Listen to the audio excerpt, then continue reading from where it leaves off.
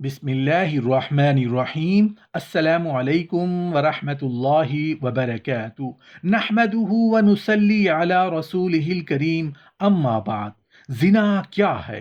زنا کی 30 اذیت ناک سزائیں، زنا سے معافی کا طریقہ، زنا کا کفارہ کیا ہے؟ محترم ناظرین، اگر مرد ایک ایسی عورت سے صحبت یعنی ہم بستری کر لے جو اس کی بیوی نہیں ہے تو یہ زنا کہلاتا ہے۔ ضروری نہیں کہ ساتھ سونے کو ہی زنا کہتے ہیں، بلکہ غیر محرم عورت کو چھونا بھی زنا کا ہی حصہ ہے۔ ایک حدیث ہے جس کا مفہوم کچھ اس طرح ہے کہ رسول اللہ صلی اللہ علیہ وآلہ وسلم نے فرمایا، اللہ کے نزدیک شرک کے بعد سب سے بڑا گناہ یہ ہے کہ آدمی اپنے نطفہ کو ایسی شرم گاہ میں رکھے جو اس کے لیے حلال نہیں، یعنی زنا کرے۔ علامہ امام ابن القیم رحمۃ اللہ علیہ لکھتے ہیں کہ انسان جب گناہ اور بدکاری کا عادی ہو جاتا ہے تو اس کے اندر سے غیرت ختم ہو جاتی ہے، اور بسا اوقات انسان گناہ کو گناہ بھی نہیں سمجھتا، اور یہیں سے اس کی بربادی شروع ہو جاتی ہے۔ اللہ پاک کا وعدہ ہے کہ زانی کو آخرت میں سزا تو ہونی ہی ہے، لیکن اس کو اس وقت تک موت نہیں آئے گی جب تک کہ زنا کی سزا اسے دنیا میں نہ مل جائے۔ اگر کسی نے کسی کے بیٹے یا بیٹی کے ساتھ ان کی مرضی سے یا زیادتی کر کے ان کے ساتھ زنا کیا اور اپنی شہوت کو مٹانے کے لیے، اپنی ہوس کو پورا کرنے کے لیے ایسا کچھ کیا، تو جب تک وہ اپنے ہوش و حواس میں یہ خبر نہیں سن لیتا کہ اس کے اپنے گھر والوں کے ساتھ وہی کام ہو گیا ہے جو اس نے کسی کے ساتھ کیا تھا، تب تک اسے موت نہیں آئے گی، کیونکہ یہ اللہ کا وعدہ ہے۔ قرآن پاک اور احادیث سے ثابت ہے کہ روئے زمین پر بنی نو انسان کے لیے سب سے بڑا گناہ شرک ہے، لیکن زنا شرک کے بعد دوسرا بڑا گناہ ہے۔ احادیث مبارکہ کا مطالعہ کرنے سے یہ بات واضح ہوتی ہے کہ جو شخص زنا جیسے گناہ کبیرہ کا مرتکب ہوا اور بغیر توبہ کیے اس دنیا سے رخصت ہو جائے یعنی مر جائے، تو اس پر مصیبتوں کے دروازے کھل جاتے ہیں۔ اللہ تبارک و تعالیٰ اس کے ساتھ نہایت سختی والا معاملہ فرماتا ہے، اور اس پر اس کے زنا کے ہر عمل کے بدلے آخرت میں عذاب ہوگا۔ محترم ناظرین، اسلامی کتب کے مطالعہ سے معلوم ہوا کہ زنا کی 3 اقسام ہیں، اور زنا کی ان تمام اقسام کے بدلے قیامت کے دن نہایت سخت عذاب نہ غیر محرم اگر غیر محرم کے چہرے کو محبت کی نگاہ سے دیکھا تو قیامت کے دن چہرے کا گوشت گر جائے گا۔ غیر محرم سے دل لگی کی باتیں کرتا تھا تو قیامت کے دن روتا ہوا اٹھے گا۔ غیر محرم سے ملاقات کر کے خوش ہوتا تھا تو قیامت کے دن غمگین اور اداس حالت میں اٹھے گا۔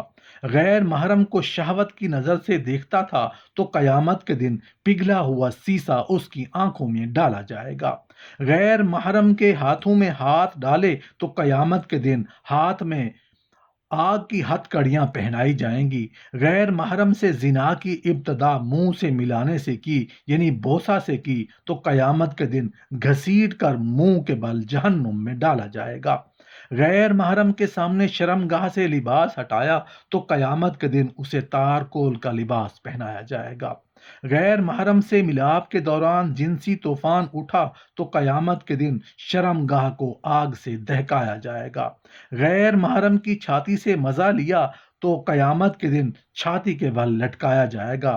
غیر محرم کے ساتھ ایک بستر پر اکٹھے ہوئے تو قیامت کے دن آگ کے تندور میں یکجا کیا جائے گا۔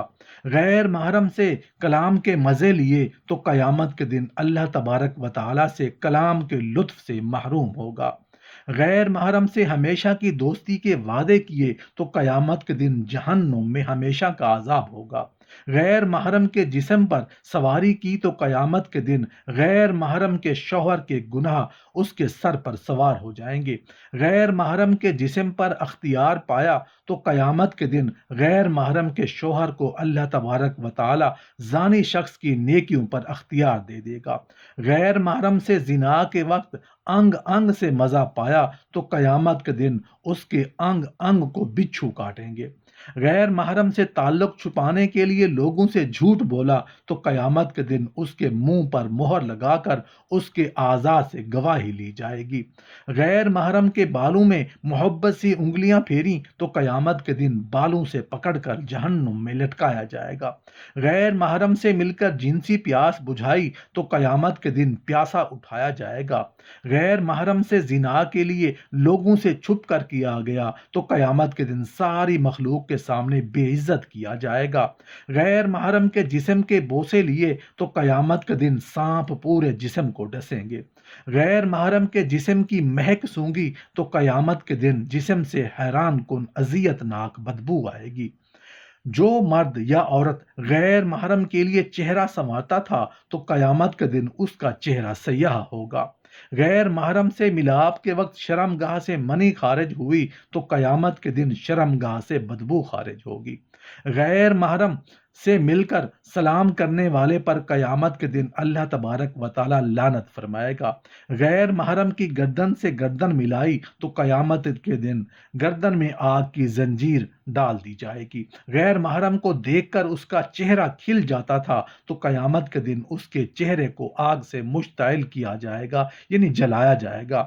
غیر محرم سے ہنسی مذاق کر کے کہے لگاتا تھا تو قیامت کے دن پیٹتا چلاتا ہوا اٹھے گا۔ غیر محرم سے ملاقات کے لیے چل کر گیا تو قیامت کے دن پاؤں میں آگ کی بیڑیاں پہنائی جائیں گی۔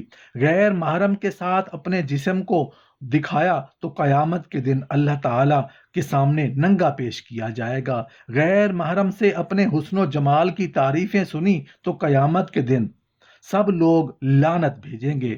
غیر محرم سے ملاقات کر کے خوش ہوتا تھا تو قیامت کے دن غمگین اور اداس حالت میں اٹھے گا۔